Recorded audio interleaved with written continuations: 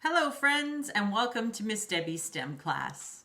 Before we get started today, I just wanted to remind you all that Miss Debbie does not own the rights to any of the songs that I sing or activities that I share or books that I might share. So before we get started with our lesson, let's start with our hello song. Hello, hello, can you clap your hands? Hello, hello, can you clap your hands? Can you reach up high? Can you touch your toes? Can you turn around? Can you say hello, hello, hello, hello? Can you stomp your feet? Hello, hello. Can you stomp your feet? Ow. Can you reach up high? Can you touch your toes? Can you turn around? Can you say hello? Hello, friends, and welcome again to Miss Debbie's STEM lesson. I miss you all so much and can't wait until I'm able to see you again. But for now, we're going to have some fun doing some lessons right from Miss Debbie's home. So here goes. Okay, for both of our activities today, we are going to need paper. Miss Debbie hopes that you can find some paper that's already used, like printer paper that has mistakes on it. Miss Debbie has a whole pile of this stuff in my house. So I have a pile of printer paper that's already had stuff printed on it. I'm going to use that today for some of our activities. You can also cut out an 8.5 by 11 inch piece of paper from a paper bag, or you can use a piece of paper from a magazine. Or if you have a newspaper lying around the house, Miss Debbie doesn't get the newspaper, but if I did, I would use that as well. So magazine paper, paper from a magazine, or you could even use a piece of paper from a notebook that's already had some writing on it and you're gonna throw it away. So before we get started, the first thing we are going to do is choose our paper. So the paper that I'm going to choose to start with is a piece of magazine paper.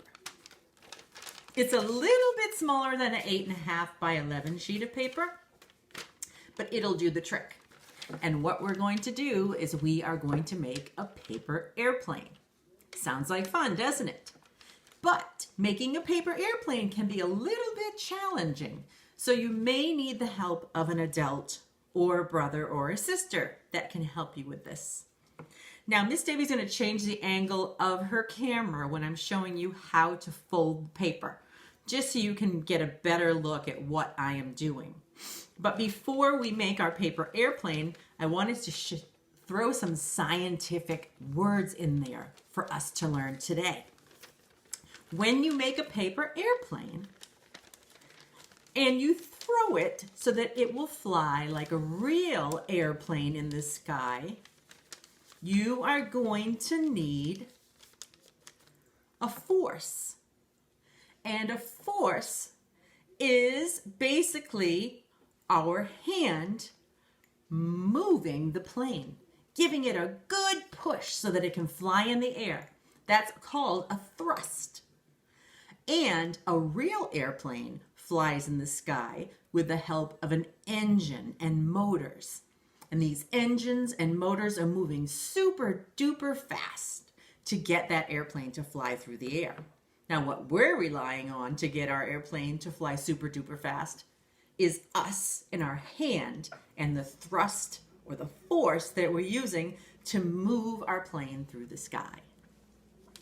Now, the other thing that we need in order to get our plane to fly is lift. And to have good lift with a paper airplane, you're going to need some wings. So however you decide to make your paper airplane, make sure you have some wings. Wings are very, very important in order for it to catch the air and fly up high. You can test this out by simply trying to throw a piece of paper that hasn't been folded and that doesn't have any wings, and to throw it up into the air and see what happens. It doesn't go very far without wings. So before we get started, decide what paper you're going to use, and I'll meet you back here in a minute. Thanks. Okay, so Miss Debbie's back, and I am going to show you how to properly fold a paper airplane. Now what we're going to do is take our paper and fold it in half the long way. Kind of like you're making a hot dog bun. And when you line up the corners, pull it aside and make sure that you press down so that you can have a line that you're going to be using later on to make the rest of your plane. So we're going to open it up. See, it's kind of like a little bun ready for a hot dog. And now what we're going to do is we're going to take one corner and we're going to meet the line or the crease that we made in the middle, and we're going to fold it over and match it up and then gently push along the edge. Now we're going to do the same thing on this side, pulling it over to meet the other piece of paper and to line up with the line in the middle and push it down. Just like so. Good job. Okay, now what we're going to do is we're going to pull this piece over again, and we're just going to make the edge of our corner here line up with the middle. Line it up and push it out.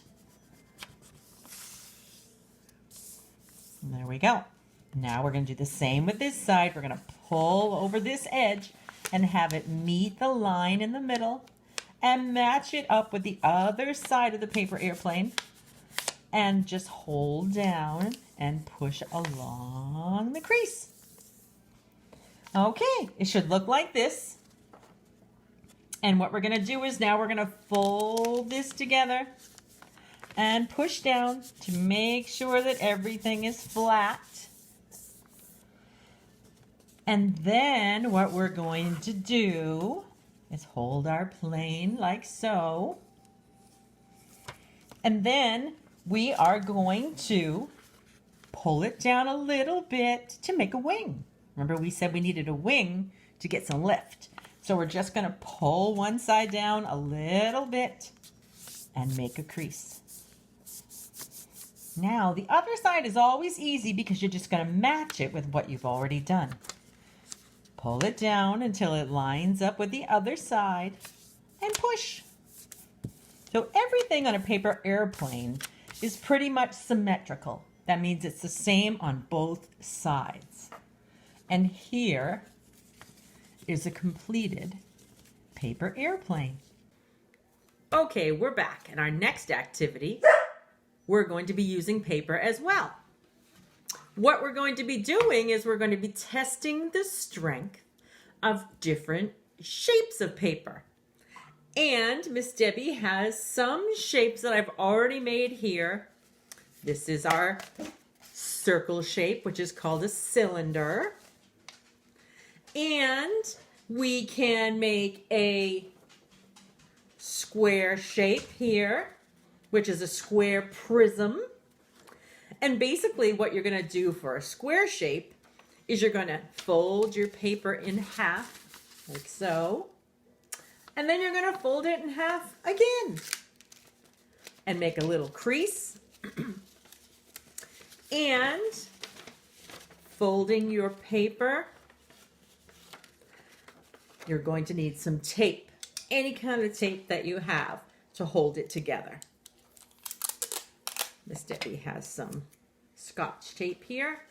And then I made a little bit of a fold at the end to make it easier to tape it.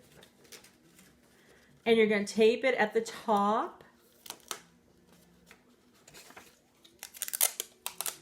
And then you're also going to tape it at the bottom to make it a little bit stronger. If you need help from a parent with this, that's fine, because the fun part comes next.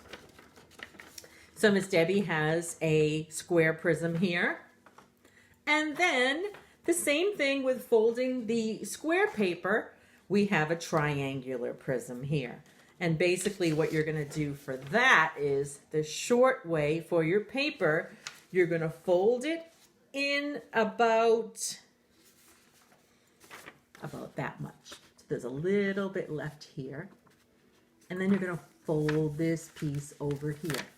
So you have 3 sides. And then you're going to tape the edges together so you can make a triangular shape.